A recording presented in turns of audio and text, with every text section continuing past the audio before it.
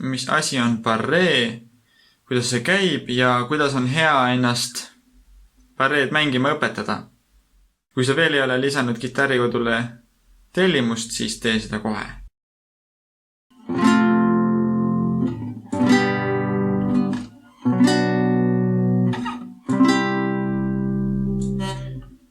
Akordimängus tuleb barree teema tavaliselt F-tuuriga, F-akordiga.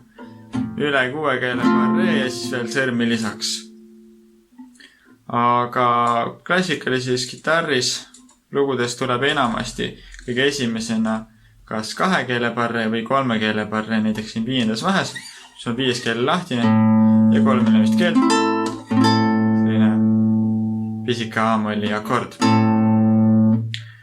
Ja barree ongi see, kui sa vajutad ühe sõrmega, reeglina esimese sõrmega kindla arvu keeli alla, niimoodi, et kõik peavad ilusti kõlama. On ka sellist varianti, kus sa vajutad ainult 2 keelt ja siis siia keskelt näiteks A-tuuri mõnikord vajatakse niimoodi. Aga enamasti ta on ikkagi esimesest keelest allapoole mingisugused keeled.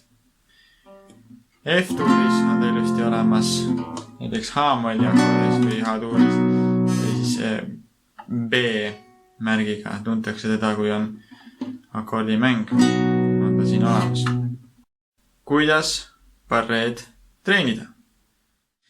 Alguses on barreed tihtipeal selline plärisev ja ei kõla kõik noodid. Sellest ei tasu end veel heidutada lasta. See on täiesti normaalne, sellepärast, et see, kuidas sättida, ei ole veel välja kujunenud ja lisaks ei ole veel barree lihas saanud korralikku trenni. Barree lihas on see lihas, mis on siin pöidla ja sõrmede vahel siin. Ja kui alguses, kui barreed mängid, siis see läheb hästi kergesti valusaks, hakkab valutama. Ja et seda väga enam ei juhtuks, ongi vaja seda barree lihast treenida. Ja selle jaoks on ühed toredad harjutused olemas. Kõige lihtsam on alustad 3 keele barreest, mängid lahtiselt, 3., 2., 1., paned barree peale, mängid 3., 2., 1., barree lahti, lahtiselt, 2. vahe,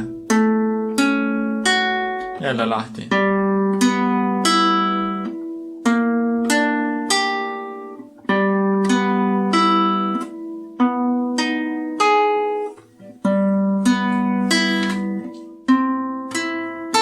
Ja siis näiteks alla tagasi. Ja kindlasti on oluline, et lahtised keeled oleks vahel, anna puhkust, siis jaksab sõrm ja see lihas kauem tööd teha. Ja nüüd, kui sa vajutad, siis alati selle küljega keeled omal selle külje siia, sest siit tuleb see luu kiiremini vastu, sul on lihtsam saada noot kätte kui pehmed nii.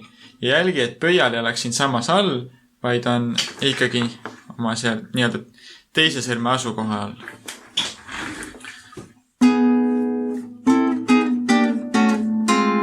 Kui see 3 keele barree hakkab juba ilusti tulema, siis järgmine samm on õppida 4 keele oma.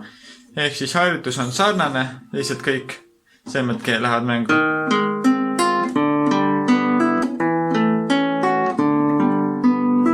Samamoodi. 5. nii ja tagasi on kõige mugavam. Ja võidki näiteks 1 nädala kaupa õppida. 1 nädal teed 3 keele barreesid, järgmine nädal teed 4 keele omi, siis võtad 5. keele, 5. keelest ja 6. keelel on täpselt sama, et lihtsalt võtad passi, võtad selle 5. ja siis 3.